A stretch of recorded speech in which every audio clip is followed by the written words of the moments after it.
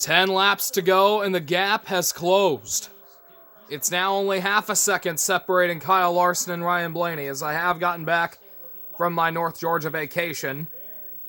You guys are wondering where Chase is at. This was not the day they were looking for at all. He got damage in that restart when somebody spun their tires. I want to say it was either the 18 or the 11. Kurt Busch ended up wrecking into the outside wall, and then Chase's damage drew him well off the lead pace. And he ended up dropping out, finishing in second to last place, just ahead of the aforementioned Kurt Busch. So maybe we'll do a little bit better next week at the Bristol Dirt Race, as here comes Blaney. He's got the best car in the racetrack when it comes to the leaders. He's going to go up to the high side. Larson going down low. Joey Logano may be playing a little bit of an effect as well, because Logano trying to stay on the lead lap, and Blaney going for the lead, and he's got it.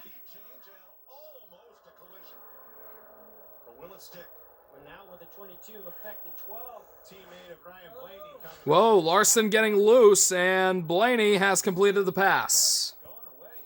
He talked about the grip level of his car on that last stage and how it really fell off at the end. Needed some overall grip is what he said. You can see it right. The Fox guys just mentioned, as now Logano lets Blaney go by. That's teammate right there. Not to instigate anything, but I wonder if NASCAR might possibly take a look at that. That's pretty frustrating if you're Kyle Larson and you see Logano, as soon as the 12 of Blaney gets a lead, he just moves up the racetrack. Yeah, nothing against Blaney or Penske or anything, but if I were Larson and Team Hendrick, I'd ask NASCAR to take a look at that maneuver. I think we know how he feels about the situation. Well, again, earlier we talked about this. You look for opportunities to make this pass and pounce on that guy, right? And when you find the lapper, you try to time that. Fourth time in Larson's career, he's won the first two, but the other three times he has not won. Looks like make it 0 for 4. Slow on the backstretch is Corey LaJoie, Fox Sports says. Anyway, getting back to the trend, all 4 of Ryan Blaney's career wins have come with his race-winning pass, coming with less than 10 laps to go. 2017 Pocono got past Kyle Busch, held off Kevin Harvick in an epic finish. 2018, Jimmy Johnson and Martin Truex tangled in the final corner at the Roval. Blaney in third came through. And then Talladega 2019 and 2020, he won a couple of photo finishes with Ryan Newman and Ricky Stenhouse, respectively. Mustang's going for 5, and our streak of different winners would extend to 6. And that 12 is pulling away from the 5. Alex Bowman currently running in third. He needs a good run. Some people are thinking he's a bust. I hope not. Hamlin 4th, Kyle Busch in 5th. Austin Dillon running in 6th. How about Chris Buescher running in 7th? Another good run for that 17 team. Maybe they're going to turn the corner now at Roush Fenway. By the way, Fenway Sports Group is now partnered with LeBron James. That's kind of weird. Martin Truex 8th, William Byron 9th, Kevin Harvick running 10th after a struggle day. Matt DiBenedetto's been running in the top 10 most of the day. He's now running in 11th. And the sun popped out. It's been kind of overcast all day. We actually ran into a little bit of rain driving home last night. But thankfully it hasn't rained today in either place, whether it's here near Darlington or there in Atlanta. This race has pretty much stayed green ever since that restart incident that knocked out Chase and Kurt Busch.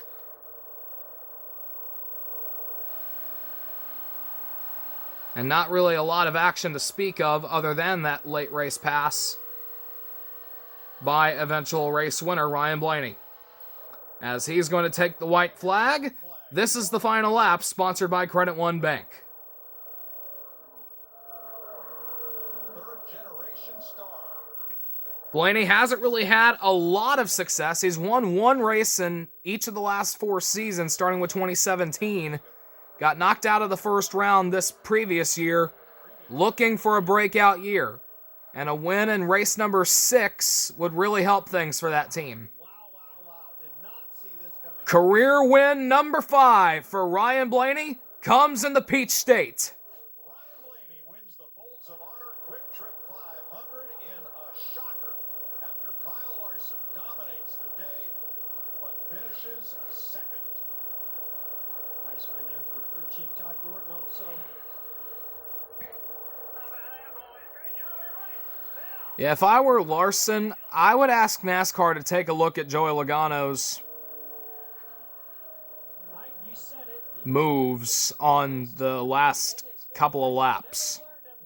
He applied it right there in those closing laps. That is the most excited I have ever. Ryan Blaney stays cool and collected most of the time. You never see him get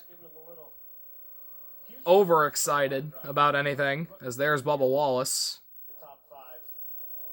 Kevin Hart, He and Blaney top 10 after the day he are sometimes on the Glass Case of Emotion podcast. Blaney's a regular on that. I can't believe So I imagine he's got a lot to talk about this coming week. what just happened.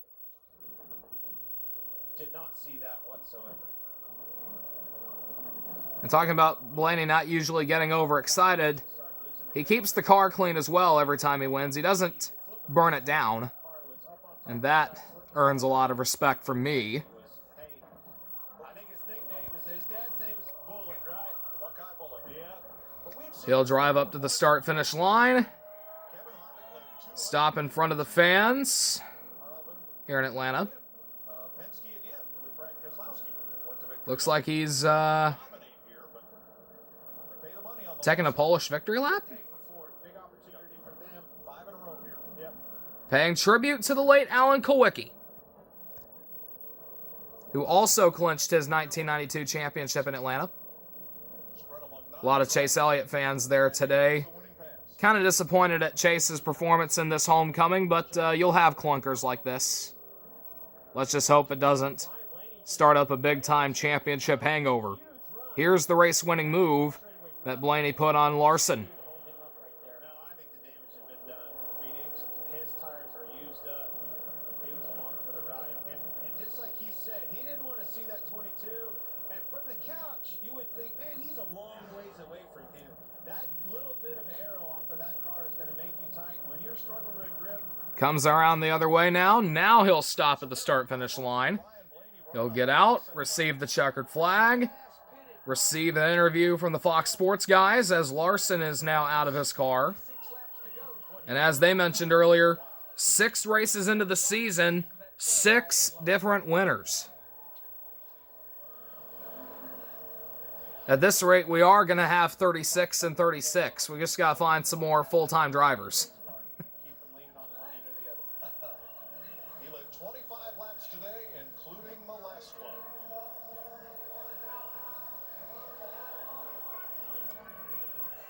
There he is out of the car.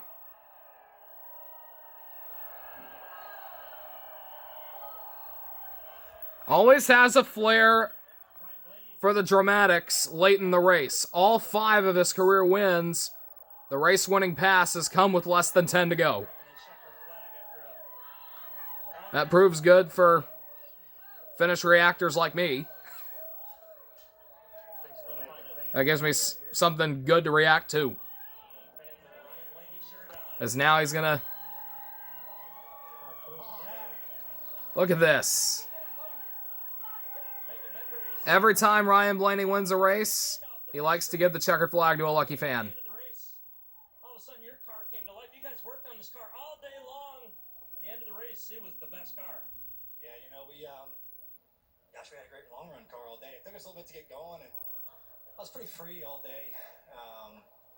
And so we made a really good change to tighten me up where I needed it, and it looked like Kyle was getting loose. And I'm happy it worked into our favor that there was a couple long runs at the end that let us kind of get there, and he got slowed up behind some lap traffic. But really proud of this whole, Body Armor, Menards, number 12 group, man. We've been good this year and had some bad breaks, and it's nice to close out a race like that. That was awesome. Did a very nice job closing the race out. I got to ask you, though, you were in the Fox booth for 2 races yesterday. Was it what you learned in the booth with us that was able to propel you to victory? Oh, definitely. I might have to start doing it every week, I guess, now. But, thank you all for coming out. It's awesome to see fans again. It's really cool. But, thank you, Body Armor, Menards, Ford,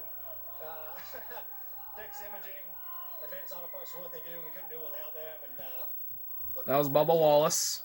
sliding around a little bit more next week at Bristol.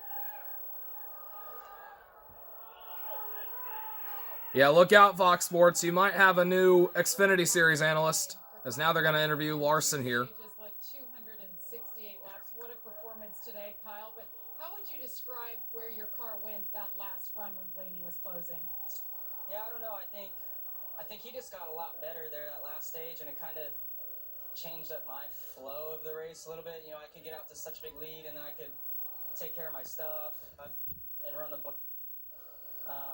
It was maybe slower, but I could take care of my tires, and he was fast there, and I just wanted to maintain that gap that I had, so I had to run on the faster part of the racetrack and just use my stuff up. And then he was just a lot better than me there late in the run. So hate to lead a lot of laps and lose, but really good car that we brought to the track. Our Hendrick Cars.com Chevy was stupid fast there for a long time. I don't really know. I don't know if we got that much worse or he just got way better. And like I said, it just kind of changed up the flow of my race. Thanks, Kyle. Yep. Mike? So Blaney wins a shocker. We head to the Bristol dirt race next week. We'll see if NASCAR decides to take a look at that finish.